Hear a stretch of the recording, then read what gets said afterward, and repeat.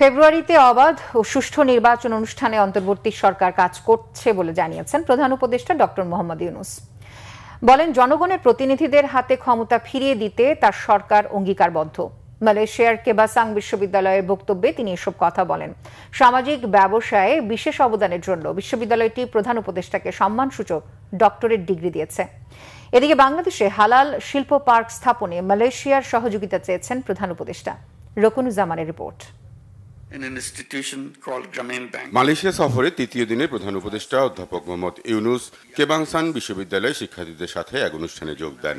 সামাজিক ব্যবসায় বিশেষ অবদানের জন্য মালয়েশিয়ার এই বিশ্ববিদ্যালয় প্রধান উপদেষ্টাকে সম্মানসূচক ডক্টরেট ডিগ্রিতে ভূষিত করে। Our government is focused on ensuring peace and stability. We are committed to strengthening democracy and giving power back to the rightful owners, the people of the country.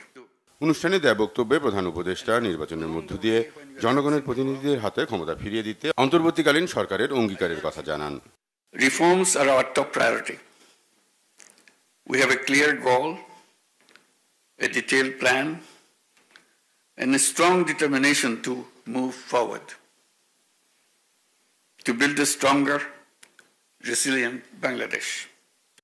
এর আগে মালয়েশিয়ায় হালাল শিল্প প্রতিনিধিদের সাথে বৈঠকে প্রধান উপদেষ্টা বাংলাদেশে হালাল শিল্প পার্ক স্থাপনে মালয়েশিয়ার সমর্থন চান। পরে প্রধান উপদেষ্টার সাথে মালয়েশিয়ার শিক্ষামন্ত্রী ফাহমিদা সিদ্দিক দেখা করেন। মালয়েশিয়ায় বাংলাদেশি শিক্ষার্থীদের জন্য গ্র্যাজুয়েট প্লাস ভিসা দেওয়ার সম্ভাবনা দেখা দিয়েছে। মানবাধিকার সংগঠন ফোরাম এশিয়ার চেয়ারম্যান জেরাল্ড জোসেফও প্রধান উপদেষ্টার সাথে দেখা করেন।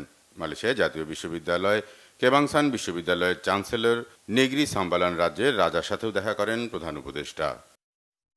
রকুনুজ্জামান, বাংলা ভিশন, ঢাকা।